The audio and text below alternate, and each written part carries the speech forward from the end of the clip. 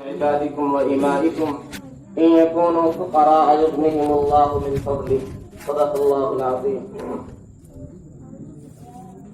انتہائی قابل قدر سامعین کرام، بزرگوں اور دوستوں، پردہ نشین خواتین، میری ماؤں اور بہنوں،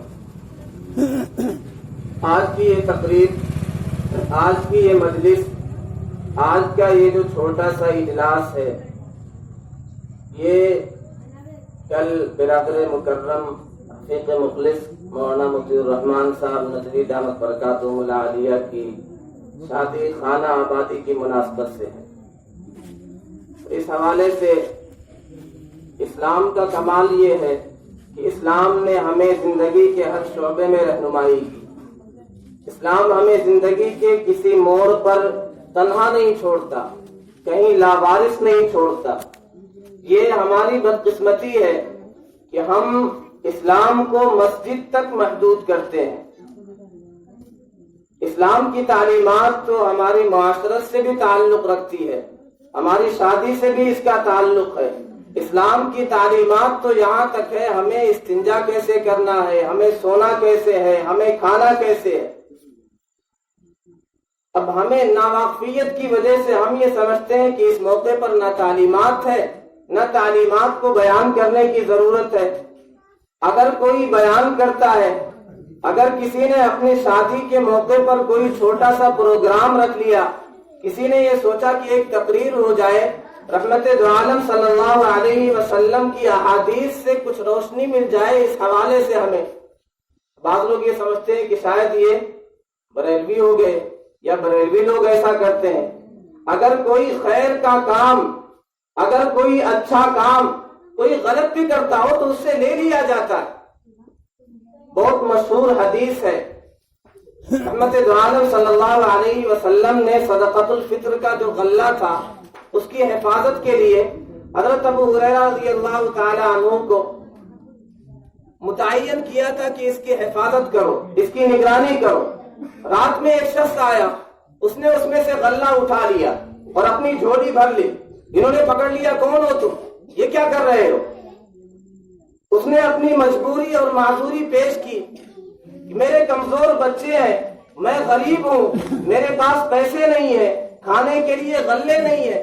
منت سماجت کی رونے اور گڑگڑانے لگا. انہیں اس کی حالت پر رحم آ گیا. صحابہ رحم دل تھے، غریبوں کی حالت پر ترس کھایا کرتے تھے. انہیں رحم آ گیا، چھوڑ دیا، ٹھیک ہے آئندہ مت آنا. صبح نبی اکرم صلی اللہ علیہ وسلم سے جب اس واقعے کا تذکرہ کیا، آپ نے کہا وہ کل پھر آئے گا. اگلی رات وہ پھر پہنچ گیا، اسی طرح غلہ لے کر کے چلنے لگا. انہوں نے پکڑ لیا، کل آئے تھے آج پھر آ گئے. پھر اس نے رو کر کے گڑگڑا کر کے کسی طرح چھٹکارا لے لیا. اگلی صبح آپ کی مجلس میں اس کا تذکرہ ہوا، آپ نے کہا اگلی رات پھر آئے گا وہ. تیسری رات وہ پھر آ گیا. سیدنا ابو ہریرہ رضی اللہ تعالیٰ عنہ نے انہیں پکڑ لیا کہ میں تمہیں چھوڑوں گا نہیں جب تک تم مجھے اپنی پوری حقیقت واضح نہ کر دو. میں نبی اکرم صلی اللہ علیہ وسلم کی مجلس میں تمہیں لے کر کے جاؤں گا. اس نے کہا آپ مجھے چھوڑ دیں، میں آپ کو ایک انتہائی قیمتی بات بتلاؤں گا، ایک ایسی چیز بتلاؤں گا، ایک ایسی دعا بتلاؤں گا کہ اسے آپ اگر رات میں پڑھ لیں گے تو صبح تک کے لیے آپ کی حفاظت ہوگی.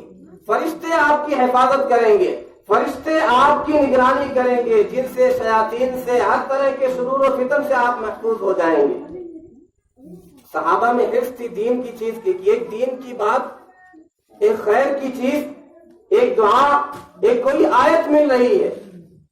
تو وہ یہ چیز بھول گئے کہ یہ 3 دن سے آ رہا، آج اس کا تیسرا موقع ہے. یہ مسلمانوں کا غلہ، صدقہ فطر کا غلہ لے کر کے جا رہا. انہوں نے کہا ٹھیک ہے بتلا دو، چھوڑ دیا. تو اس نے آیت الکرسی بتلائی کہ آیت الکرسی ہر شام کو بستر پر جانے کے وقت سونے سے پہلے اگر پڑھ لیا کرو گے تو رات بھر حفاظت رہے گی. خیر وہ غلہ لے کر کے چلا گیا. سیدنا ابو ہریرہ رضی اللہ تعالی عنہ نے چھوڑ دیا. صبح نبی اکرم صلی اللہ علیہ وسلم نے کہا وہ تمہارے رات کے آدمی کا کیا ہوا؟ انہوں نے پورا واقعہ رکھا. آپ نے کہا وہ بندہ غلط تھا، وہ شخص غلط تھا، لیکن اس نے جو بات کہی اور تم نے جو لیا ہے وہ ٹھیک بات حاصل کی. بات تو سچ کہہ کے گیا ہے لیکن بندہ غلط تھا. آپ نے فرمایا وہ شیطان تھا. اس نے جو بات کہی وہ ٹھیک تھی تو صحیح بات تو شیطان سے بھی لے لی. اگر کہیں یہ چیز مل رہی، وہ شادی کے موقع پر ایسی چھوٹی سی مجلس رکھتے ہیں، کسی عالم کو بلا کے کوئی دینی بات کر لیتے، کیا حرج ہے؟ اس سے کوئی بریلی نہیں ہو جاتا، اس سے کوئی غلط نہیں ہو جاتا. خود ما صفا دع ما قدر. اچھی چیز جہاں بھی مل جائے وہاں سے ہمیں لینا چاہیے. جو غلط ہو اسے چھوڑ دیں، جو غلطی ہو اس کی نشاندہی کریں. تو بات میں اصل مضمون پہ آتا ہوں، بہت زیادہ بات لمبی نہ ہو جائے.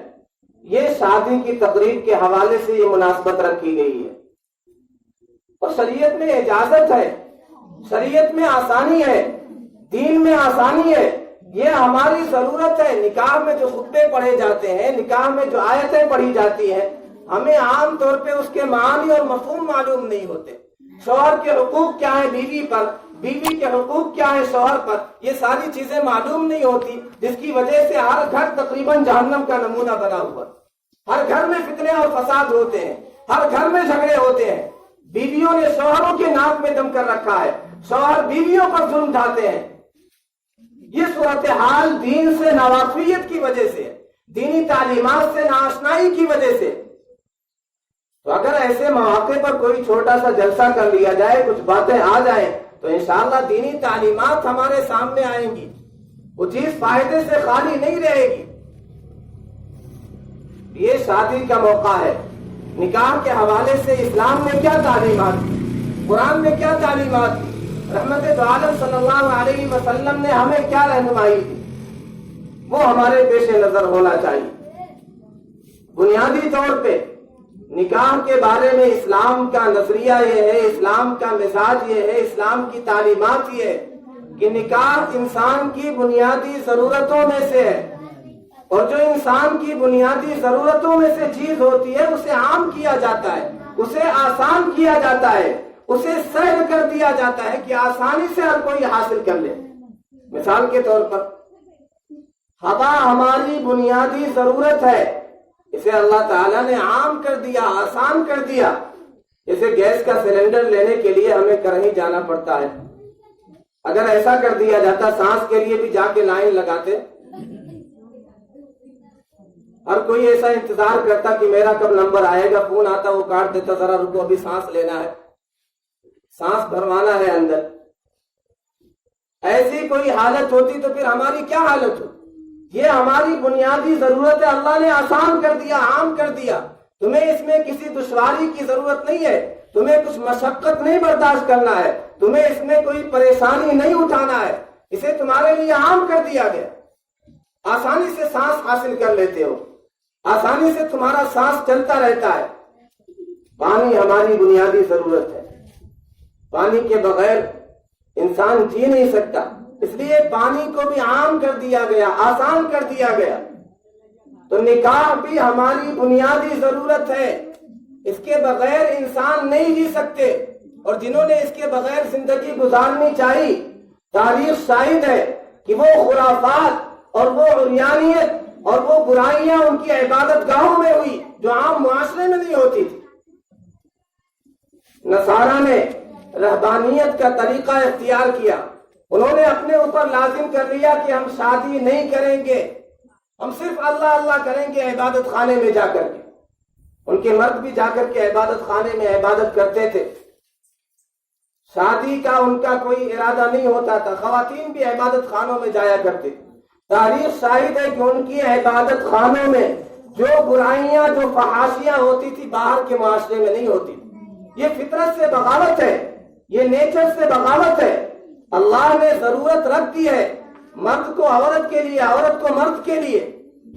قرآن میں ارشاد فرمایا اللہ تعالیٰ نے وَمِنْ آيَاتِهِ أَنْ خَلَقَ لَكُم مِّنْ أَنفُسِكُمْ أَزْوَاجًا لِتَسْكُنُوا إِلَيْهَا.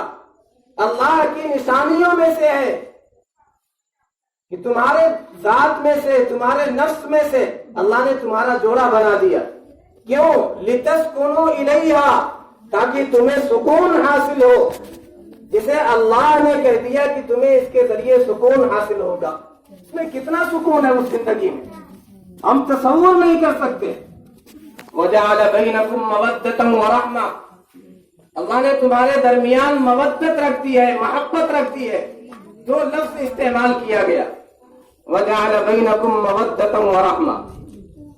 ایک زندگی ابتدائی زندگی ہوتی ہے، شادی شدہ جوڑے کی ایک ابتدائی زندگی ہوتی ہے، ایک جوانی کی زندگی ہوتی ہے، ایک زندگی بڑھاپے کی ہوتی ہے، اور اکثر ایسا ہوتا ہے کہ بڑھاپے کا عرصہ طویل ہوتا ہے، جوانی سے زیادہ ہوتا ہے، کبھی ایسے حالات بھی آتے ہیں۔ شادی کا مطلب صرف چند سال نہیں ہے، چند مہینے نہیں ہے، یہ پوری زندگی کا رشتہ ہے۔ تو اس طرف اشارہ کر دیا کہ جوانی میں خاص طور پر بہت زیادہ ضرورت ہوتی ہے، تمہاری جسمانی ضرورت ہوتی ہے، اس موقع پر تمہاری محبت زیادہ ہوتی ہے، لیکن بڑھاپے میں جب ایک دوسرے کو جسمانی ضرورت نہ پڑے تو پھر وہ جوانی کے ایام یاد کرو، ایک دوسرے کے احسانات کو یاد کیا کرو کہ تم پر اگر کبھی کوئی حالت آ جاتی تھی، شوہر اگر کبھی بیمار ہو گیا، کسی حادثے کا شکار ہو گیا، تو بیوی اس کے کام آتی تھی، بیوی اس کی خدمت کیا کرتی تھی، بیوی اس کے لیے ساری قربانیاں دیا کرتی تھی، اس کے بچوں کے لیے قربانیاں دیا کرتی تھی۔ بڑھاپے میں اگر اس پر کبھی حالات آ جائے تو وہ ایام سوچ کر کے، اس کے احسانات سوچ کر کے، اس کی قربانیاں یاد کر کے اس کے ساتھ احسان کیا کرو، اس کا خیال کیا کرو، اس کے ضرورت کے موقع پر کام آیا کرو۔ اس کا الٹا ہو جائے تو وہ بھی ایسا ہی کام آئے۔ مودت کا تعلق جوانی سے ہے، رحمت کا تعلق بڑھاپے سے ہے۔ بہرحال اللہ تعالیٰ نے کہہ دیا کہ اس کے بغیر زندگی نہیں گزر سکی، اسی میں سکون ہے، ورنہ بے سکونی ہوگی زندگی میں۔ تو نکاح ہماری بنیادی ضرورت ہے، اسے عام کیا جائے، اسے آسان کیا جائے۔ دوسری بات، نکاح جلدی کیا جائے۔ رحمت دو عالم صلی اللہ علیہ وسلم کی احادیث سے جا بجا یہ بات واضح ہوتی کہ نکاح کو جلدی کیا جائے، نکاح میں تاخیر نہ کیا جائے۔ آپ نے ارشاد فرمایا کہ اگر مناسب رشتہ مل جائے تو نکاح کر دیا کرو، وَإِلَّا تَكُنْ فِي الْأَرْضِ فِتْنَةٌ وَفَسَادٌ كَبِيرٌ۔ اگر ایسا نہیں کرو گے، اگر شادی میں تاخیر کرو گے، اگر دیر سے اپنے بچوں اور بچیوں کا نکاح کرو گے تو زمین میں فتنہ و فساد پھیلے گا، برائیاں عام ہوں گی، بدکاریاں عام ہوں گی، بے حیائی اور فحاشی عام ہوگی۔ یہ آپ کا ارشاد ہے، زمین میں فتنہ و فساد برپا ہوگا۔ اور صحابہ فرماتے ہم نوجوان تھے، ہماری داڑھی بھی نہیں آئی تھی، آپ یہ کہتے تھے شادی ہوئی کہ نہیں ہوئی، اور شادی میں جلدی کرنا چاہیے۔ لیکن بدقسمتی ہمارے معاشرے کے لوگوں کی سوچ یہ ہے کہ پہلے بچہ پاؤں پہ کھڑا ہو جائے، پاؤں پہ کھڑا ہو جائے، اس کی اپنی کوئی جاب ہو جائے، اس کے پاس کوئی بینک بیلنس ہو جائے۔ سیدنا عمر رضی اللہ تعالیٰ عنہ فرمایا کرتے تھے، عجبتم رأن یبتغی الغنى بغیر النکاح واللہ یقول ان یکونوا فقراء یغنیہم اللہ من فضلہ۔ فرماتے تھے مجھے تعجب ہوتا ہے ایسے لوگوں پر جو غنا اور مالداری چاہتے ہیں نکاح کے بغیر، جو مالدار بننا چاہتے ہیں نکاح اور شادی کے بغیر۔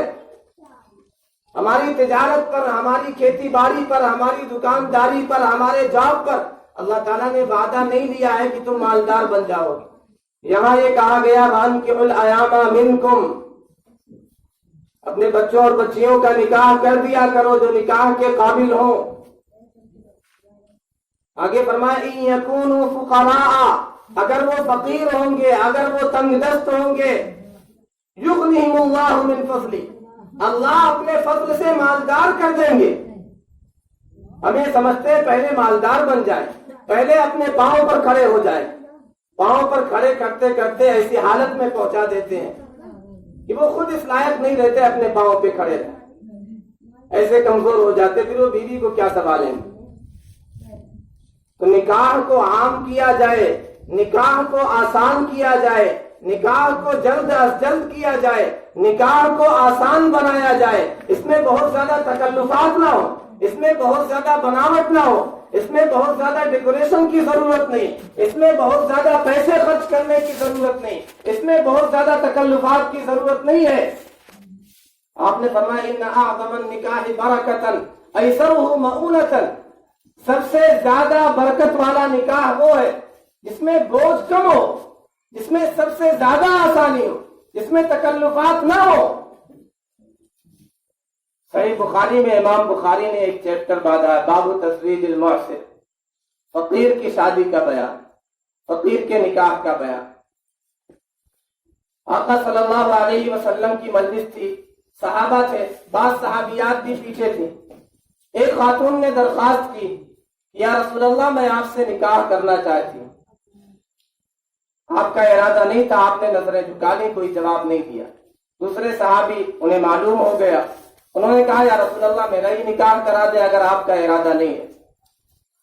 آپ نے دیکھا دونوں طرف سے کوئی اعتراض نہیں نظر آ رہا ہے، آپ نے کہا ٹھیک ہے، جاؤ کچھ تلاش کرو محل میں دینے کے لیے، التمس ولو خاتما من حدید، جاؤ تلاش کرو چاہے لوہے کی کوئی انگوٹھی ہی مل جائے، لے کر کے آؤ، محل میں تو کچھ دینا پڑے گا۔ وہ گئے تلاش کر کے آئے، انہوں نے کہا یا رسول اللہ میں نے سارا گھر تلاش کر لیا، واللہ لا املک الا ازاری، میرے پاس یہ جو لنگی پہن رکھی بس یہی لنگی ہے اور کچھ بھی نہیں ہے۔ آپ نے پھر کہا جاؤ پھر سے تلاش کر کے آؤ، ولو خاتما من حدید، کوئی لوہے کی انگوٹھی ہی لے آؤ۔ اور پھر تلاش کر کے آئے، انہوں نے کہا واللہ لا املک الا ازاری، بس ایک چادر ہے، ایک ازار ہے، اس کے علاوہ میرے پاس کچھ بھی نہیں ہے۔ پھر تھوڑی دیر سوچتے رہے، انہوں نے کہا یا رسول اللہ ایسا کرتا ہوں، یہی چادر ہے، اس کا آدھا حصہ مہر میں دے دیتا ہوں، آدھا اپنے پاس رکھوں گا۔ آپ نے فرمایا جلست ولا ازار لک، شادی کی اتنی جلدی ہے یہ بھی بھول گئے کہ ایک ازار ہے، آدھا دے دو گے تو پھر تمہارا کیا ہوگا، تمہارے سطر کا کیا ہوگا۔ پھر آپ نے کہا اچھا ایسا کرو، یہ بتلاؤ تمہیں قرآن کی کچھ صورتیں یاد ہے؟ انہوں نے جلدی جلدی کچھ صورتیں گنا دی کہ ہاں مجھے فلاں صورت یاد ہے۔ آپ نے کہا زوجتکھا بما معک من القرآن، جو قرآن کی صورتیں تمہیں یاد ہیں اسی کے عوض میں نے تمہارا نکاح کر دیا۔ آپ نے سوچا انہیں مزید نہ تڑپایا جائے، بہت جلدی ہے انہیں شادی کی، خطبہ بھی آپ نے نہیں پڑھا، بس ہو گیا نکاح۔ یا نکاح میں تو کیا کیا ہوتا ہے، 3 بار قبول کرواتے ہیں، اور اس 3 مرتبہ قبول کرانے کی وجہ سے لوگ سمجھتے ہیں 3 بار طلاق بھی دینا پڑتا ہے تبھی طلاق پڑتی ہے۔ کیا صورتحال ہے ہماری ملک کی، طلاق کو لے کر کے کتنے ہنگامے کھڑے کیے گئے، اسلام پر چھیٹا کشی کی گئی، طلاق آخری درجہ ہے، مجبوری میں اجازت دی گئی، جیسے ایمرجنسی ونڈو ہوتی ہے۔ ایک ہے نکلنے کا راستہ ٹرین میں ہوتا ہے، نارمل عام راستہ ہوتا ہے، ایک ہے کوئی حادثے کا شکار ہو جائے، بالکل اب کوئی صورت نہیں بچنے کی، اس میں رہ کر کے مرنا ہی مرنا ہے، تو ایمرجنسی ونڈو لگائی جاتی ہے کہ اب اسے توڑ کر کے نکل جاؤ۔ تو اس موقع کے لیے طلاق رکھی گئی، ایک مثال کے لیے سمجھا رہا، اور وہ بھی ایک طلاق پاکی کی حالت میں دی جاتی ہے۔ نوجوان نہیں سمجھتے، دھڑا دھڑ 3 طلاق دے دیتے ہیں، پھر آ کر کے مفتی سے فتویٰ مانگتے ہیں، مولوی صاحب کو آ کے پریشان کرتے ہیں، کوئی صورت نکالو، کوئی مسئلہ بیان کرو، کوئی راہ نکالو۔ 3 گولی تھی، آپ نے مار دی تو اب کہاں سے موقع؟ کسی اور کے پاس جاتے ہیں، کوئی کہہ دیتا نہیں 3 دیا 1 ہی ہوگی، تو ان سے کہا جائے انہیں 3 تھپڑ لگائے جائیں کھینچ کے، پوچھا جائے کتنے لگے، کہیں گے 1 لگے، پھر کھینچ کے لگائے 3 تھپڑ، ظاہر وہ کہیں گے کہ نہیں 3 ہی لگے، 3 تھپڑ لگائیں گے 3 ہی لگیں گے، عقلی عام سی بات ہے، ہر کوئی سمجھتا 3 دیں گے 3 ہی پڑے گی۔ تو یہاں بھی یہ ہوتا ہے، نکاح میں 3 مرتبہ قبول کرواتے ہیں، تو اس سے بھی بعض لوگ سمجھتے ہیں کہ 3 بار طلاق بھی دینی پڑے گی، 1 مرتبہ قبول کرا لیا، یہاں کتنا سمپل سا آپ نے نکاح کرایا، زوجتکھا بما معک من القرآن۔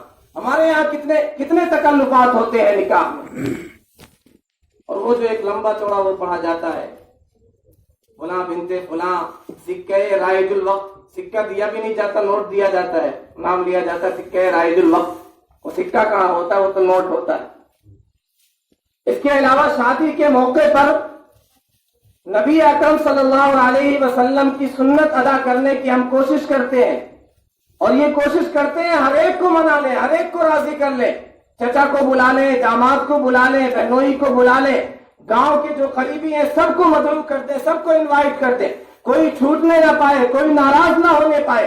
کیا اس موقع پر کبھی ہم یہ بھی سوچتے ہیں کہ اللہ کا نبی بھی راضی رہے، اللہ کے نبی کی سنت نہ چھوٹنے پائے؟ نبی کی سنت ادا کرتے ہیں اور آپ کی سنت کا جنازہ نکال کر کے، آپ کو ناراض کر کے پھر سوچتے ہیں اس میں برکت ہو، ہمارے گھر میں سکون ہو، ہمارا گھر جنت کا نمونہ بنے۔ یہ کیسے ہو سکتا؟ یہ خیالست و محادثت و جنون۔ آپ صلی اللہ علیہ وسلم کے دور میں اتنے تکلفات نہیں ہوتے تھے۔ یہاں تو یہ ہوتا اگر کسی کو غلطی سے نہیں مدعو کیا گیا، نہیں بلایا گیا، نہیں انوائٹ کیا گیا، تو اب اس کی اگلی نسل ایسی چلے گی، وہ تاکید کر کے جائے گا کہ فلاں نے شادی میں نہیں بلایا تھا، ہم بھی اپنے بیٹے کی اور بیٹی کی شادی میں اس گھر والوں کو نہیں بلائے۔ ایک حدیث سنیں، صحیح بخاری کی روایت ہے، سیدنا عبد الرحمن بن عوف رضی اللہ تعالی عنہ بہت مشہور صحابی ہے، بہت مالدار صحابی ہے۔ انہوں نے نکاح کر لیا، راستے سے گزر رہے تھے، آپ نے دیکھا کپڑے پہ ان کے کچھ زعفران لگا ہے، آپ سمجھ گئے وہ علامت ہوتی تھی زعفران لگنا کہ ان کا نکاح ہو گیا۔ جیسے لوگ مہندی لگاتے ہیں اور بکوا اور پتہ نہیں کیا کیا لگاتے ہیں، وہاں پہ کپڑوں میں زعفران لگائے جاتے تھے۔ آپ نے دیکھا، سمجھ گئے لگ رہا نکاح ہو گیا۔ آپ نے پوچھا ماہی میاں عبد الرحمن کیا بات ہے، ایسا لگ رہا تم نے شادی کر لی؟ وہ مسکرائے، انہوں نے کہا ہاں یا رسول اللہ میں نے نکاح کر لیا۔ اب آپ نے کوئی اعتراض نہیں کیا کہ میں تم سب کے جان سے زیادہ محبوب ہوں، تمہارے باپ سے بھی زیادہ محبوب ہوں، تم میرے اشاروں پر مرنے والے، تم نے مجھے ہی نہیں بلایا، تم نے مجھ سے نکاح نہیں پڑھوایا، تم نے مجھے بتایا نہیں، نکاح کر لیا۔ آپ نے کچھ بھی نہیں کہا، بس آپ نے کہا ٹھیک ہے بہت اچھی بات ہے، اولم ولو بشاتن، ایک کام کر لو، ولیمہ کرو، چاہے ایک بکری ہی کا کرو، پتہ تو چلے کہ خوشی کا موقع ہے، تو خوشی اور غمی میں فرق ہونا چاہیے۔ آپ نے بس اتنا کہا کہ ولیمہ کرو چاہے ایک بکری کا، یہ نہیں کہا مجھے کیوں نہیں بلایا، مجھے دعوت کیوں نہیں دی۔ اور وہ بھی بہت قریبی صحابی ہے، آپ کی تربیت کا نتیجہ تھا، وہ سمجھتے تھے کہ نکاح کوئی ایسی مشکل چیز نہیں ہے کہ سب کو جمع کیا جائے ایک ایک کو یاد کر کے، نہیں تو ناراض ہو جائیں گے، لوگوں کا منہ پھول جائے۔ آپ کی تربیت کا نتیجہ تھا، انہوں نے نہیں بلایا۔ کوئی ایک واقعہ ہوتا تو کہہ سکتے ہیں اتفاقی بات ہوگی۔ سیدنا جابر رضی اللہ تعالی عنہ کا واقعہ بھی ہے، سفر سے آ رہے تھے صحابہ، آپ صلی اللہ علیہ وسلم وہ بہت تیزی کے ساتھ اپنی سواری کو دوڑا رہے، گھوڑے کو دوڑا رہے۔ آپ نے پوچھا کیا بات ہے، بہت جلدی ہے؟ انہوں نے کہا میں نے ابھی نیا نیا نکاح کیا ہے، میں چاہتا ہوں شام ہونے سے پہلے پہلے مدینہ پہنچ جاؤں گھر میں۔ آپ نے پوچھا انہوں نے کماری لڑکی سے کیا ہے یا بیوہ سے کیا ہے، مطلقہ سے کیا؟ انہوں نے کہا میں نے بیوہ سے کیا ہے۔ یہ بھی آپ کی سنت ہے، آپ کے اصحاب کی سنت ہے۔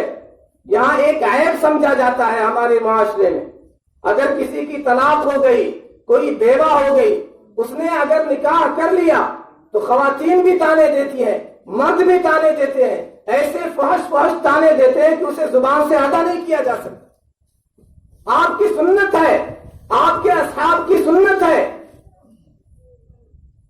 طلاق کسی عورت کی ہو گئی، کسی کے شوہر کا انتقال ہو گیا، تو اتنے رشتے آنے چاہیے کہ اسے چوز کرنا مشکل ہو جائے، انتخاب کرنا مشکل ہو جائے۔ فاطمہ بنت قیس رضی اللہ تعالی عنہ ایک صحابیہ ہے، ان کے شوہر کا غالباً انتقال ہو گیا یا طلاق ہو گئی، عدت میں تھی، تین رشتے آ گئے، تین رشتے عدت کے اندر آ گئے۔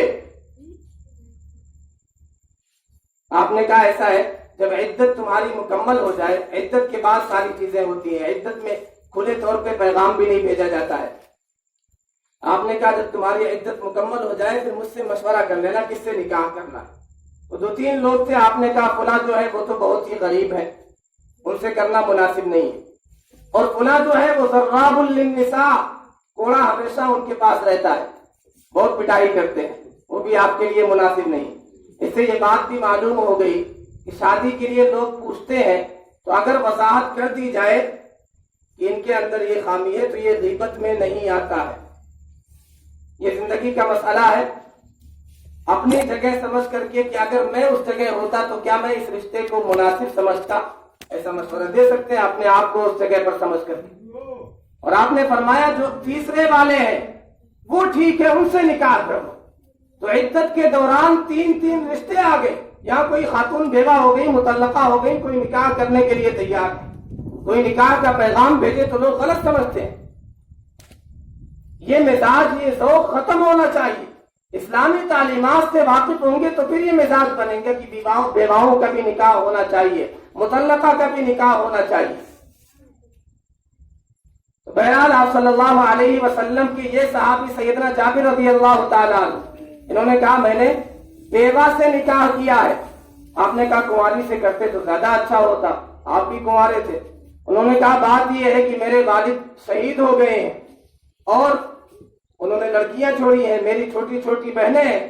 میں سوچتا ہوں اگر کوئی کنواری لڑکی لے کر کے آؤں گا, وہ چھوٹی ہوگی, ناسمجھ ہوگی, وہ بھی بچی ہوگی, تو بچیوں کی تربیت کون کرے گا, میری بہنوں کو سنبھالے گا کون؟ اس لیے میں نے بڑی عمر کی خاتون سے شادی کی تاکہ گھر کو سنبھال لے. یہ صحابہ کی سنت ہے, صحابہ کا طریقہ ہے. رحمت عالم صلی اللہ علیہ وسلم نے جو پہلا نکاح کیا ہے سیدہ خدیجہ رضی اللہ عنہا سے, اور ان کی موجودگی میں کوئی اور نکاح نہیں کیا.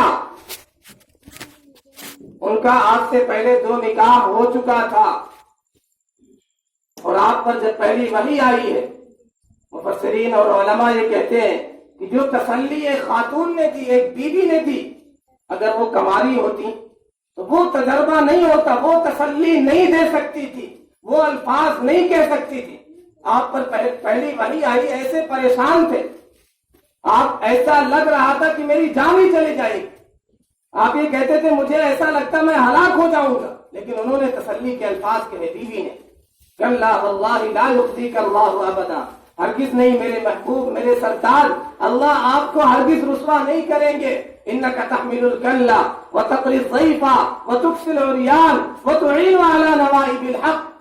آپ غریبوں کے کام آتے ہیں, آپ ننگے لوگوں کو کپڑے پہناتے ہیں, آپ محتاجوں کے کام آتے ہیں, آپ غریبوں کی مدد کرتے ہیں, جو بوجھ تلے قرضے کے اور دیگر بوجھ کے تلے دبے ہیں ان کے بوجھ کو ہلکا کرتے ہیں. آپ اتنے اچھے اچھے کام کرتے ہیں, آپ کو اللہ رسوا نہیں کرے گا, اللہ آپ کو ہلاک نہیں کرے گا. ایسے پیارے الفاظ کہے تسلی والے, آپ صلی اللہ علیہ وسلم کو سکون ہو گئے. پھر ورقہ بن نوفل ایک عالم کے پاس وقت کے لے کر کے گئے. یہ بیوی اگر اسلامی تعلیمات سے آشنا ہوتی ہے, ٹھیک ٹھاک ہوتی ہے, تو ایسے علماء کے پاس لے کر کے جاتی ہیں. دین کیا رہنمائی کرتا ہے, شریعت کیا رہنمائی کرتی. اور جو ناواقف ہوتی ہیں وہ یہ سمجھتے ہیں کسی عامل کو بلاؤ, کسی جھاڑ پھونک والے کو دکھاؤ کسی نے کچھ کر دیا. اتنی آسانی سے کسی کے کرنے سے کچھ نہیں ہوتا ہے. اللہ جب تک نہ چاہے کوئی لاکھ کرتا رہے, لاکھ تعویذ بنا کر کے دیتا رہے, کچھ نہیں ہوتا. آپ نے چھوٹے بچے کو حضرت عبداللہ بن عباس کو تعلیم دی کہ پوری امت اگر تمہیں نقصان پہنچانے پر اکٹھا ہو جائے نہیں پہنچا سکتی جب تک اللہ نہ چاہے. وَلَوِ اجْتَمَعُوا عَلَىٰ أَن يَنفَعُوكَ بِشَيْءٍ لَمْ يَنفَعُوكَ إِلَّا بِشَيْءٍ قَدْ كَتَبَهُ اللَّهُ لَكَ.